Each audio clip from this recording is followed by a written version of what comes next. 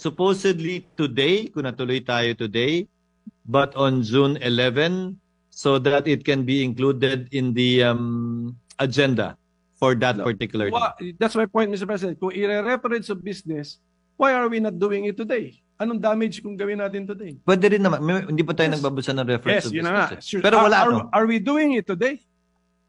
Kasi February 5 pa yun. That's why I'm mentioning the date that it was received, February 5. So can we include it in the reference of business today?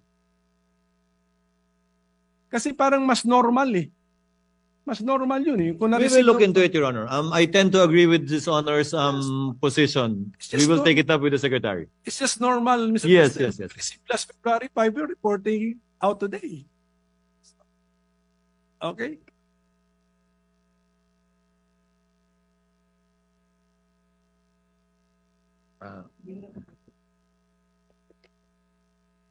Off the record, they explained the reason behind it. But I tend to agree with Your Honor, and I'll ask the Secretary to consider it. Because in the past, as they said, it was the majority leader who read it and not the prosecutors, supposedly. So it was included in the reference of business, referred to the Rules Committee, and the majority leader was the one who reported it out, quote unquote. But now, given that it's the prosecutors that will read the articles of impeachment, again, following U.S. practice and precedent, the Secretary thought it best that it'll be included in the agenda on that day because there is no referral to the Committee on Rules. But again, we will look into it and we will take the suggestion of the gentleman in light of the points he raised in connection with that.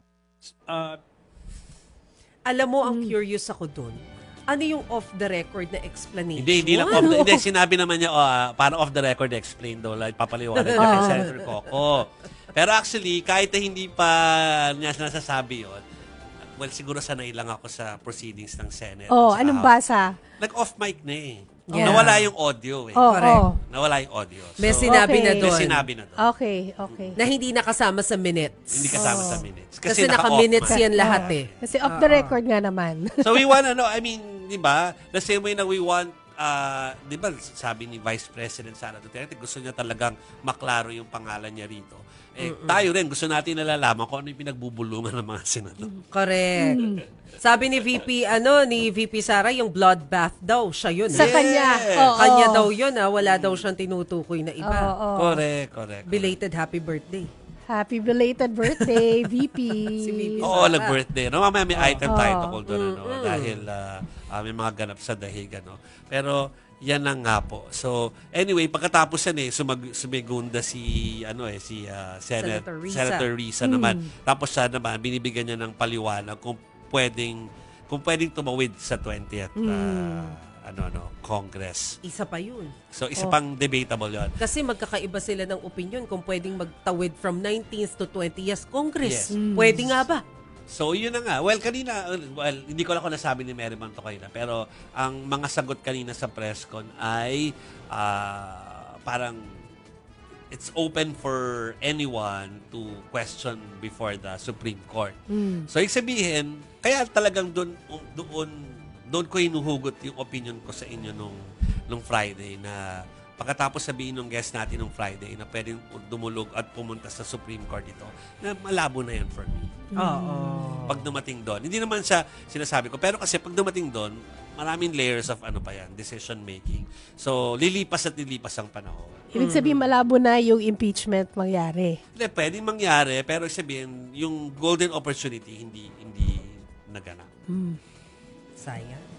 Hindi nasunod yung fourth win. Yes. Pero sabi ni SP Cheese kanina, di ba nag-press con siya? Na-mention ni Juvie kanina yung press con ni SP Cheese.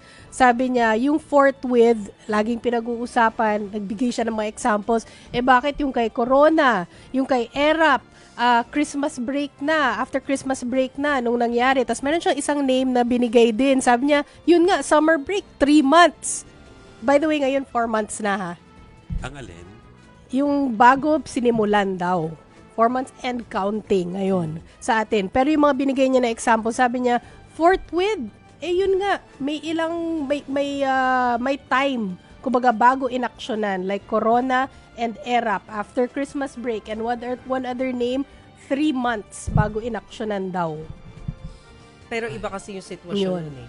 I mean, nung time na yon, wala namang eleksyon.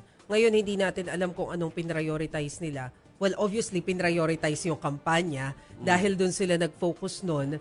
Pero sayang, kasi sana before pa man din yung campaign, nasa pre-election period pa lang naman sila nun. Sana nasimula na.